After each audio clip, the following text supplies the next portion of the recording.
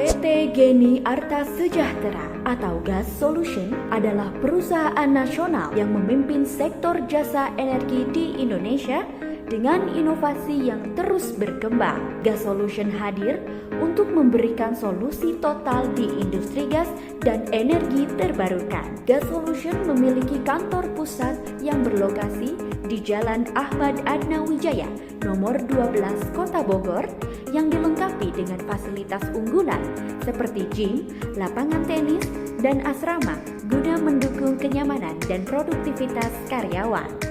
Gas Solution didirikan oleh para profesional berpengalaman di proyek LNG, LPG, CNG, dan jaringan pipa gas. Kita langsung ke pertanyaan yang pertama ya, Pak. Baik. Setiap perusahaan kan pasti mempunyai tantangan.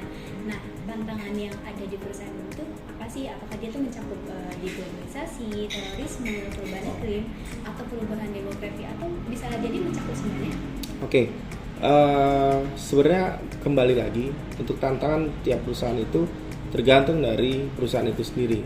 Dimana kalau kami bidang kami engineering dan konsultansi itu berarti tantangannya itu ada lebih ke arah manpower kita, dimana kita harus bisa bersaing untuk menghadapi dari global ini.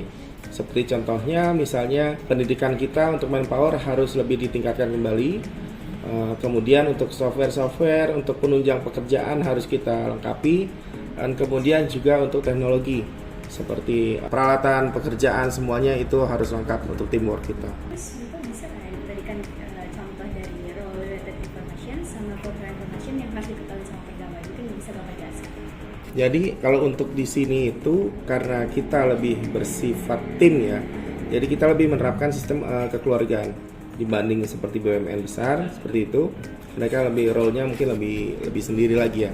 Karena kita tiap-tiap dalam satu proyek itu kan ada 5 atau lebih disiplin yang ikut seperti mechanical, electrical, instrumen, kemudian proses, safety. Semuanya itu mereka harus kerja tim. Jadi kita juga lebih terapkan role untuk lebih kekeluargaan, dan untuk itu ya kita banyak hal-hal yang bisa kita capai selain untuk mendapatkan bonding antar para pegawai seperti employee gathering atau mungkin apresiasi terhadap salah satu karyawan yang ulang tahun untuk makan bersama, seperti itu simple sebenarnya. Atau kita syukuran dari proyek sendiri, kita makan bersama di kantor seperti itu. Terus untuk pembuatan keputusan di perusahaan itu di sini tuh menggunakan rational model atau intuisi proses, misalnya mungkin bisa Bapak jelaskan. Jadi untuk pengambilan keputusan sini itu lebih bersifat kita harus based on data, based on kita membicarakan semua itu sesuai dengan masalahnya. Jadi maksudnya seperti ini. Jadi dalam satu permasalahan untuk pengambilan keputusan kita harus berdiskusi dengan engineer terkait, dengan manajemen. Kemudian kita mengambil keputusan bahwasannya oke, itu dapat dijalankan. Nah, terus di sini tuh konflik yang sering terjadi itu apa sih? Oke. Untuk konflik itu biasanya itu untuk internally mungkin lebih ke arah karena mereka ini load pekerjaannya itu harus matrix itu dalam artian satu orang bisa mengerjakan berapa proyek, lebih ke arah mereka ini agak sedikit lebih tegang ya, dan untuk karena masalah pekerjaan. Tapi dari perusahaan juga memberikan kelonggaran seperti misalnya jam kerja kami lebih fleksibel tapi lebih mengutamakan hasil. Jadi mereka bisa lebih santai. Terus kemudian fasilitas di perusahaan juga ada fasilitas untuk olahraga. Terus kemudian untuk makan kita juga sudah ada yang mempersiapkan. Jadi mereka kita mencoba suasana yang lebih konduktif lah, suasana yang lebih menyenangkan untuk bekerja karena dunia pekerjaan kita memang lebih tinggi ya. Seperti itu sih. Untuk perusahaan sekarang ini lagi ada di tahap apa sih? Lagi ada di tahap growth phase atau growth phase? Oke, perusahaan kita ini lagi growth ya, lagi berkembang. Challenging-nya adalah kita harus bisa survive. Nah itu kembali lagi ke pertanyaan sebelumnya bahwa kita harus bisa bersaing dari sisi manpower, kemudian dari sisi perusahaan yang mendukungnya. Gitu. Terus di sini tuh ada gak sih pemicu stres dari para pegawainya saat kerja di sini Pak? Oke, untuk pemicu stres sendiri itu lebih ke arah beban pekerjaan. Nah, seperti itu. Jadi beban pekerjaan itu sendiri karena kita multidisiplin, jadi kita harus bisa lebih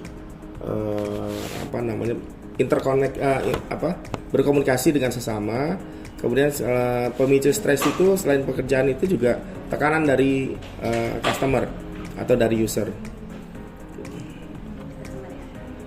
Terus untuk pegawai di sini tuh mereka tuh dari berbagai kalangan nggak sih, dari sukunya atau kota. Terus Oh iya.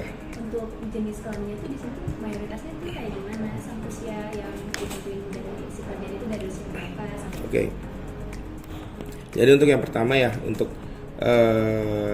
kami di sini memang banyak dari berbagai macam ras dan suku ya. Karena kami lebih banyak membuka lowongan pekerjaan untuk teman-teman atau saudara-saudara kita yang ada di daerah.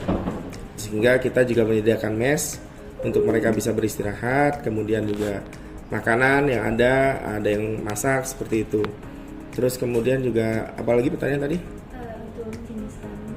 Untuk jenis kelaminnya kami sekarang ini di luar manajemen masih kebanyakan laki-laki karena pekerjaan kami lebih banyak pekerjaan yang resiko tinggi dan banyak juga yang di luar kota. Dari usianya sendiri rata-rata? Usianya variatif ya, dari yang baru lulus kuliah sampai yang sudah senior yang udah pensiun, di mana tiap porsi-porsi pekerjaan dan tanggung jawab dari pegawai itu berbeda-beda. Jadi kita coba untuk mengkelompokkan dari yang paling muda sampai yang paling tua itu untuk menjaga stabilitas dan senioritas dari perusahaan. Jadi yang tua itu bisa menurunkan ilmunya ke yang muda, seperti itu sih. Di perusahaan ini sendiri tuh ada nggak sih pegawai yang dari disabilitas? Kebetulan saat ini belum, tapi kita juga tidak menutup kemungkinan seperti itu sih. Karena kan ya kita bisa mencarikan posisi untuk teman-teman kita yang disabilitas. Terus pertanyaan terakhir mungkin ya Pak, teknologi komunikasi apa sih yang digunakan di perusahaan ini? Atau kayak digital marketing kayak email, terus website, atau Oke. Jadi untuk teknologi yang digunakan ini kami memang semua dari website juga, terus kemudian kita jadi email juga. Nah itu menunjukkan kredibilitas dari perusahaan.